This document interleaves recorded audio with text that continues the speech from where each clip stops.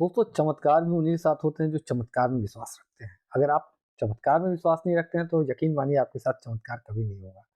तो ऐसा ही एक हमारा शख्स है, हमारा एक कैरेक्टर है जिसकी मैं घटना आपके साथ शेयर करने जा रहा हूँ।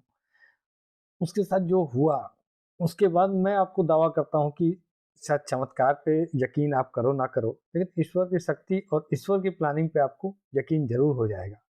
तो नमस्कार दोस्तों, मेरा नाम है सत्यम और मैं आपके लिए ऐसी सच्ची घटनाएँ लेकर आता हूँ, जिससे मेरा मकसद अंधविश्वास फैलाना नहीं है, मेरा मकसद सिर्फ़ ये है कि मैं आपको ये एक अंदर से ये एक विश्वास दिला सकूँ कि चमत्कार होते हैं, ईश्वर है, एक शक्ति है, कहीं न कहीं है। अगर आप हमारे चैनल पर नए हैं, तो हमारे चैनल को सब्सक्राइब कर दीजिएगा, बेल आइकन को प्रेस करना ना भूलें, ताकि मेरे आने वाली वीडियो की नोटिफ़िकेशन आपको मिलती रहे। तो चलिए आपका ज़्यादा समय ना लेते हुए कहानी नहीं कहेंगे, इसको घटना कहेंगे, इसकी शुरुआत करते हैं। अ, कहानी सच्ची है, सॉरी, घटना सच्ची है और लेकिन मैं थोड़ा-सा प्राइवेसी निजता को ध्यान रखते हुए मैं इसके थोड़ा-सा कैरेक्टर के नाम चेंज कर दे रहा हूँ। तो ये मान लेते हैं उस जो भी हमारा कहानी का कैरेक्टर है उसका नाम कुछ भी रख लेते हैं, एक शख्स का नाम लेते हैं, पप्पू कुमार रख लेते हैं। पप्पू कुमार नाम का शख्स है, उसके घर पे एक फंक्शन चल रहा है, एक बहुत ही निजी कार्यक्रम है, जिसमें उसकी बड़ी बहन का एंगेजमेंट हो रहा है। एंगेजमेंट छिका रोका जो भी आप कह सकते हैं, वो फंक्शन उनके घर पे हो रहा है और दोनों परिवार एक-दूसरे को जानते हैं। जो मध्यस्थ हैं उनके माध्यम जिनके माध्यम से शादी हो रही है, वो भी मतलब दोनों परिवार को जानते हैं। मतलब एक तरीके से सब कुछ जाना हुआ है। लड़की भी काफ़ी पढ़ी-लिखी है, डिस्ट्रिक्ट टॉपर रह चुकी है अपने टाइम की। एमबीए कर रही है। लड़का जो है वो सीए फाइनल ईयर में है और वेल एजुकेटेड फैमिली है, अच्छी फैमिली है, दोनों इसलिए कोई वो वाली बात नहीं थी और दोनों जो परिवार एक जगह इकट्ठा होकर लड़की के घर पे ही ये फंक्शन है, पप्पू कुमार के घर पे पप्पू ये फंक्शन हो रहा था। सब लोग बड़े खुश थे और अचानक से घर की घंटी बजती है। गर्मी का दिन था, दोपहर का टाइम था। अब खैर पप्पू कुमार के पिताजी निकल के गेट तक जाते हैं तो देखते हैं कि पप्पू के 2 दोस्त आए हुए हैं और साथ में एक और भी शख्स है, एक और भी लड़का उनके साथ है। वो आकर पहले तो वो भी सरप्राइज़ होते हैं, उनको लगता है कि शायद पप्पू कुमार ने इन लोगों को बुलाया हो। फिर वो पप्पू को आवाज़ देते हैं, पप्पू बाहर निकल के आता है, पप्पू देखता है तो वो भी थोड़ा आश्चर्यचकित होता है। फिर उन लोग से पूछता खैर गेट खोल के वो उनसे पूछता है तो वो बताते हैं कि ये जो जो तीसरे बंदे का नाम दीपक है। दीपक जो है दीपक भी पप्पू को जानता था, पप्पू दीपक को जानते थे लेकिन बहुत ज़्यादा नहीं। सिर्फ़ इसलिए कि पप्पू को ये पता था कि दीपक जो है एक इंग्लिश स्पीकिंग का कोचिंग चलाते हैं जहाँ पर ये दोनों इसके जो दोस्त थे वीरेंद्र और बुलबुल, जो 2 दोस्त थे वीरेंद्र और बुलबुल, ये दोनों वहाँ पर कोचिंग लेने जाते थे, पढ़ने जाते थे। और अचानक से अभी क्या हुआ था कि ये जो दीपक था, उसको दिल्ली से वीज़ा के लिए कॉल आई थी, उसको वीज़ा के इंटरव्यू के लिए वो दिल्ली जा रहा था। जो ये लोग उसको स्टेशन छोड़ने आए थे, लेकिन अभी ट्रेन लेट है और जिस चलते इनको वहाँ प्यास लग रही थी बहुत, तो उन्होंने कहा कि चलो पप्पू के घर पे ठंडा पानी पीते हैं। चूँकि पप्पू का घर नज़दीक था और ये छोटे शहर में बहुत कॉमन बात है, होता है लोग ट्रेन लेट है तो किसी के घर चले गए और ये बहुत पहले की बात है, चूँकि 20-25 साल पहले की घटना है। तो स्टेशन पे ऐसे ठंडे पानी वगैरह के नल वगैरह नहीं हुआ करते थे। तो उन्होंने कहा कि चलो घर चल के वहाँ पानी पी लेते हैं, यही बात हुई। वो इसलिए इन लोग यहाँ चले आए।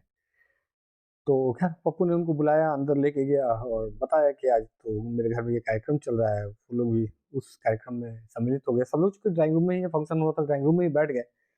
लेकिन लड़के वाले थोड़ा-सा इन तीनों लोगों को देखकर थोड़ा-सा असहज हो गए, ख़ास करके दीपक को देखकर थोड़ा-सा वो लोग ज़्यादा असहज हो गए।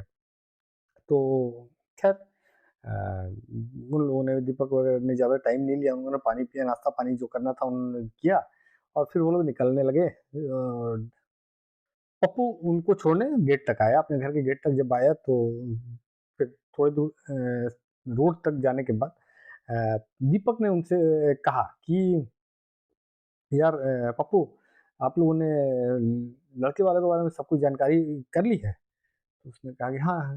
उसने कहा हाँ, हम लोग तो जानते हैं, सब कुछ जानकारी है हम लोग को। कहें कि अच्छा ठीक है।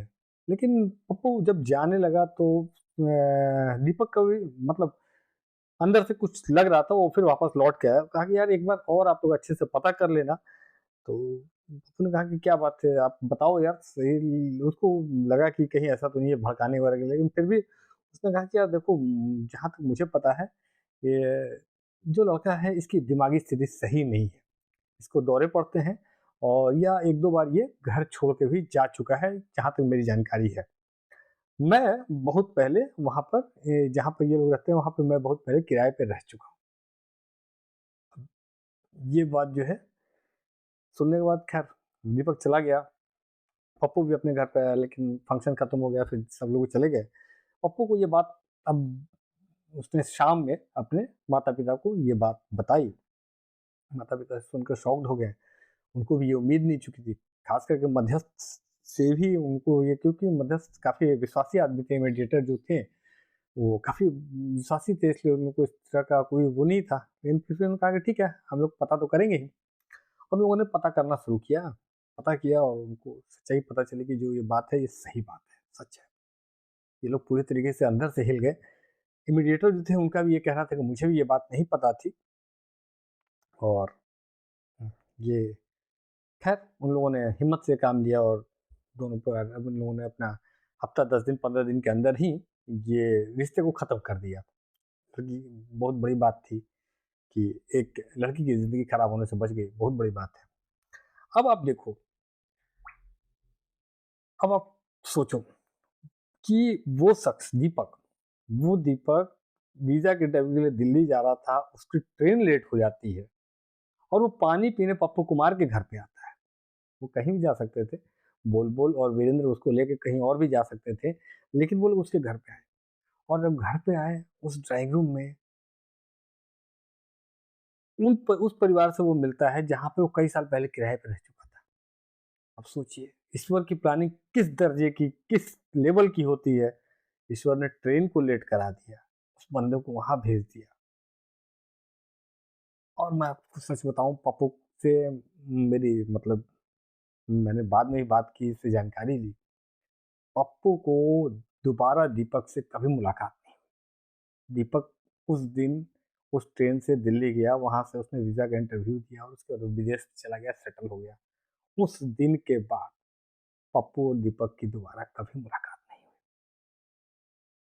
यकीन कीजिए दोस्तों, ईश्वर पर भरोसा रखिए, ईश्वर की प्लानिंग बहुत बड़े लेवल की होती है। तो मैंने एक कहानी सुनी थी जिसमें एक बूढ़ी औरत है जिसके पास उसका पोता है, जिसको इलाज कराना है, और एक डॉक्टर के पास जाना है, लेकिन वहां तक जाने के लिए उसकी हिम्मत नहीं है, पैसा नहीं है, सब कुछ है। और वही डॉक्टर पटनायक के लिए भगवान जिस फ्लाइट से वो जाते रहते हैं, वो फ्लाइट की इमरजेंसी लैंडिंग किसी शहर में कराते हैं, जहाँ से डॉक्टर पटनायक को एक टैक्सी लेके आनी पड़ती है, और वो उसी बुढ़िया के घर पे रुकते हैं। जब ये कहानी मैंने पढ़ी तो मुझे ये घटना याद आ गई। फिर पहले वो एक कहानी, और मैं आपको एक सच्ची घटना बता रहा हूँ। आप सोचिए ईश्वर कितने बड़े लेवल पे, कितने किस लेवल पे प्लानिंग करता है हमारे लिए। खुश रहिए दोस्तों, हमेशा भरोसा रखिए, ईश्वर आपके साथ कभी गलत नहीं होने देगा। उसकी प्लानिंग है, थोड़ा देर सवेर हो जाती है, लेकिन आपके साथ गलत नहीं होगा। मिलता हूँ दोस्तों आपके साथ एक नए वीडियो में। वीडियो अच्छा लगा हो, वीडियो को लाइक कर दीजिएगा, शेयर कीजिएगा। Thank you. नमस्कार दोस्तों।